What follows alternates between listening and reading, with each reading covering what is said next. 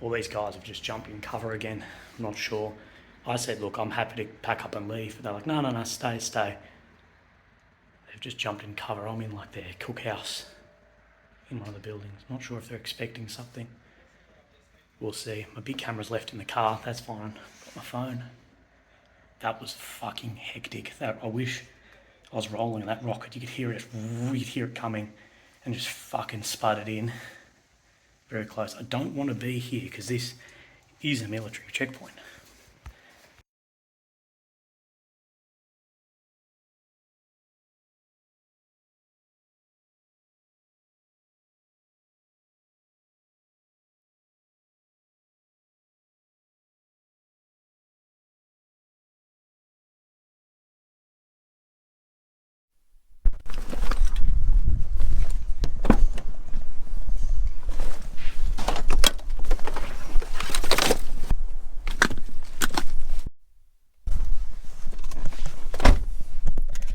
Oh, good morning. Today I'm doing something you should probably never do, but because there's a big gap in my teammate arriving and doing some work and everything, I'm here for like a good week or so by myself. So I'm going to roll down to near the front in one of the Frontline towns solo and see. I've been in this location before and the Russian edge front hasn't really moved by all the information that I can find.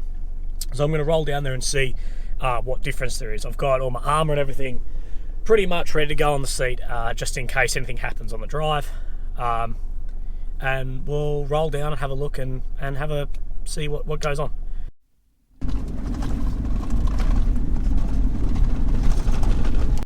Through one of the checkpoints, the guy looks at my passport. It's like, English. I'm like, yeah. He's like, Boris Johnson. We love Boris Johnson. And I'm like, oh yeah, English. I'm like, I'll take it if it helps me get through the checkpoint. Within say 3 kilometres from Russian controlled territory, just behind me here on that far sort of ridge line and forward of that is Russian controlled territory, or at least according to the maps.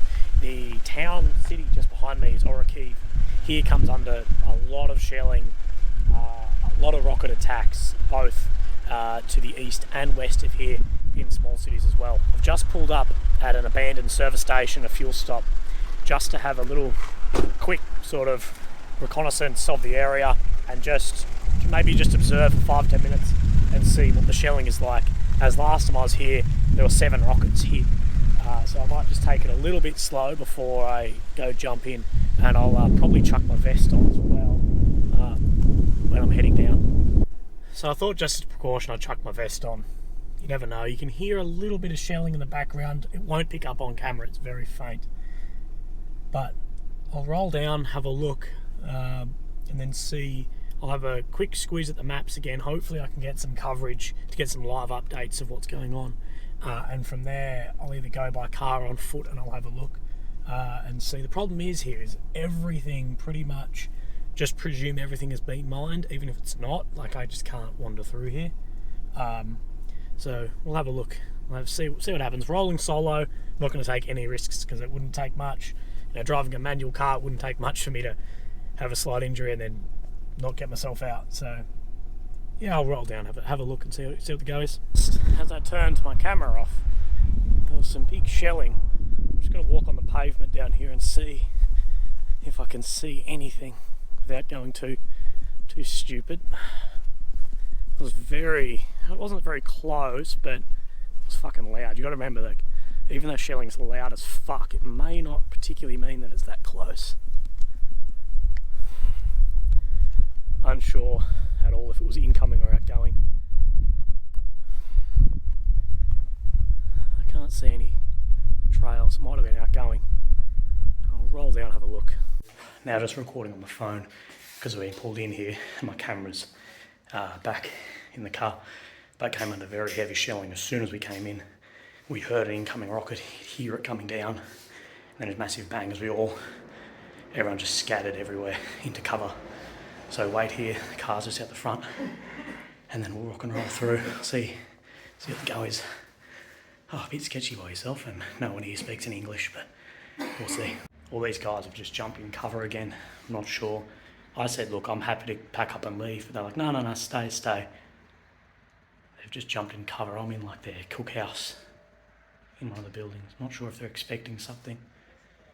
We'll see. My big camera's left in the car. That's fine. Got my phone. That was fucking hectic. I wish I was rolling that rocket. You could hear it coming and just fucking sputtered in.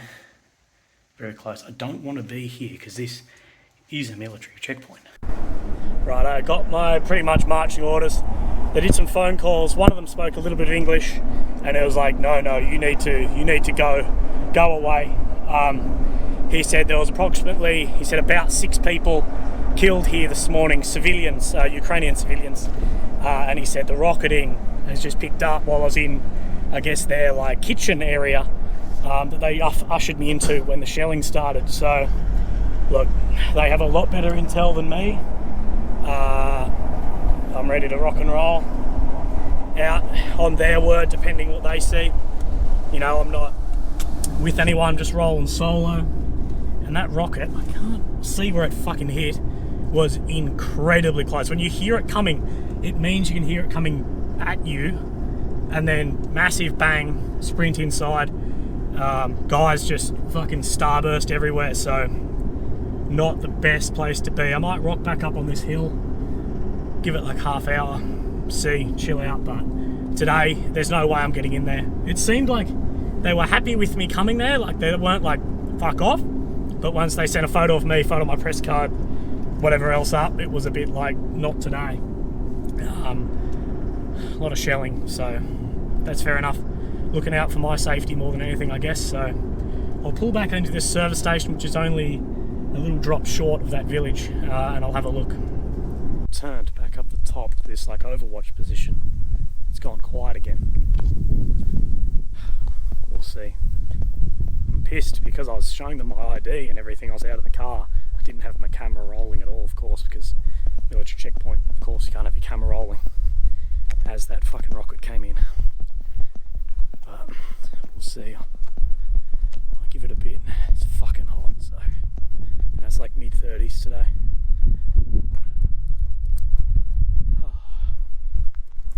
Those poor buggers, like they're just on that checkpoint, and within 5 minutes I was there, 10 minutes maybe, sprinting into bunkers, diving on the ground, everything, and that's just all day for them.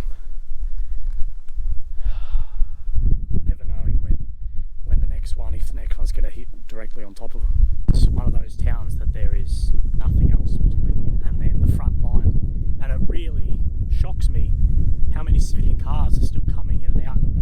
Civilians are getting around. I know so many have left, but there's almost every minute or so a civilian car coming down this road behind me and one coming out, for a city that has been under shelling for now months, because I was here and the Russians were 1 kilometre away from here.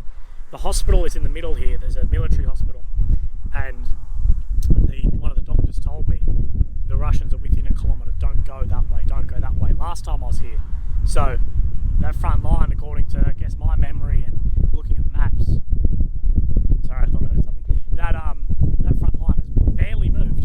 Interpretation of the map, and I'm still here at this service station which overlooks the city in case there's any shelling or anything goes on.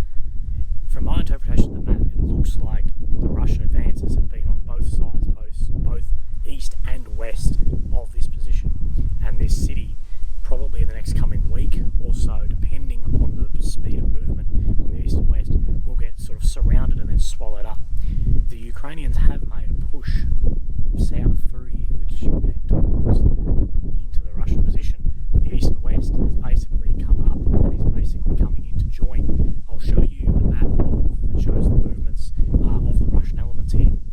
There is huge Russian battalions, everything on the south here, and coming under constant shelling.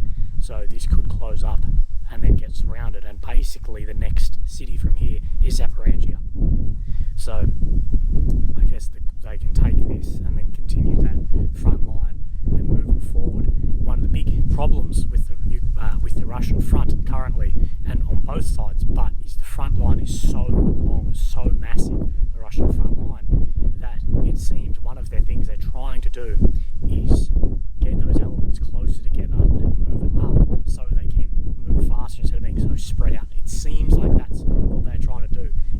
seems like it pushes in and the front line is created longer, it seems they're trying to push that element in first, or just cut it off, swallow that element up, and then push in from there.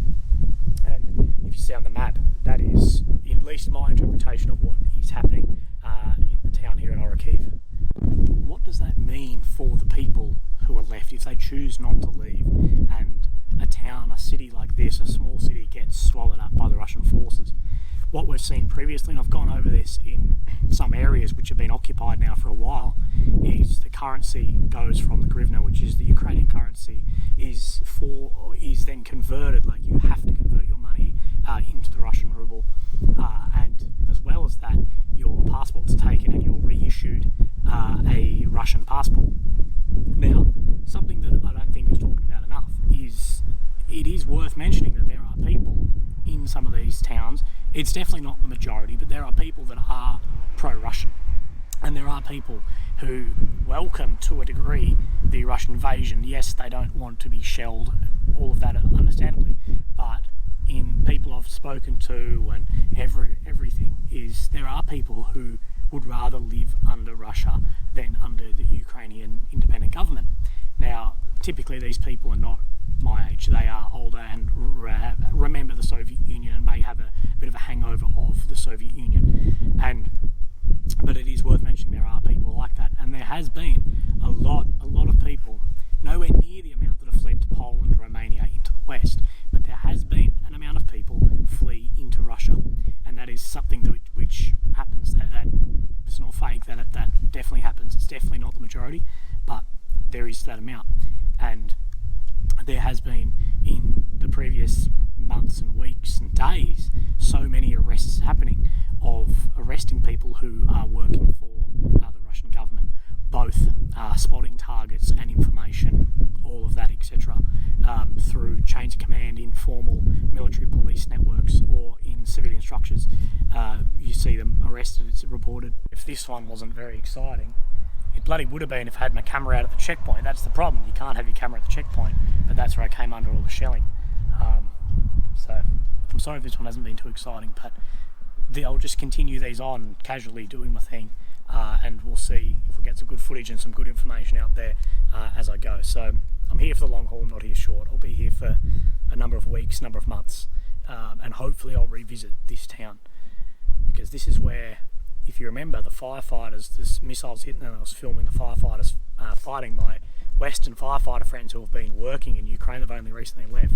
They actually caught up with the firefighters here, and they're actually trying to get them boots, because the fireys here were just in sneakers, no breathing apparatus, no nothing.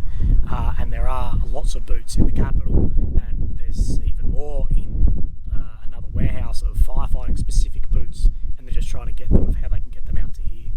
And my firefighter friends were telling me that they were talking to one of the gentlemen here who came off, and apparently he was just exhausted, and he said to him, "We're a dead man walking, we're just now here waiting to die." And that's the savage reality in a lot of places like this. The people are just fatigued. It's so difficult, and that Russian advance just keeps coming, and I guess the work is just seemingly endless, like it just never ends. And I guess that's where they get that idea of we're just waiting now to die, and that's so brutal. And this is where the glorification of war becomes a reality. When you're at the glorification of back home and you see this and it's cool, Call of Duty and that stuff, it's not like that. It's just fatigue, people dying, suffering. That's what it is. It's not glorious. It's not any of that. It may be told in history like that, but it's not. It's just savage and the worst of humanity.